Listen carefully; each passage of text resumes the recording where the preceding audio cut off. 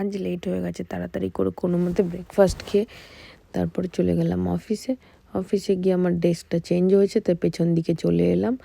তারপরে হয়ে গেল লাঞ্চ টাইমে ব্রাউন ব্রেড, শসা আর লাউয়ের তরকারি খেয়ে করলাম লাঞ্চ। তারপরে একটা কলিগ ছোলা ভাজা দিল, ওটা খেয়ে বাকি কাজ শেষ করে বেরিয়ে পড়লাম অফিস থেকে। তারপরে সেখান থেকে 2টো ফুলের তোড়া নিয়ে চলে গেলাম বাড়িতে এসে এই চিকেন সবজির সাথে বেক করতে বসিয়ে দিলাম। এখন তেল ঝাল মশলা খুবই কম খাচ্ছি। রান্না করতে করতে খিদে পেয়ে গেছিলো, তাই 2টো স্ট্রবেরি আর 2টো শসা খেয়ে নিলাম।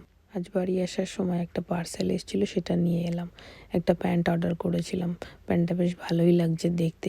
আজকালকে নিয়ে হাঁটতে গেলে এই ধরনের প্যান্ট পরলে বেশ সুবিধা হয়। তাতে স্নান সেরে ঠাকুরের পুজোটা দিয়ে নিলাম, আর ফুলগুলো বেশ দেখতে ভালোই লাগছে। ভাবছি ঠাকুরের জায়গাটাকে আরেকটু সুন্দর করে সাজাতে হবে, অনেক দিন হলো।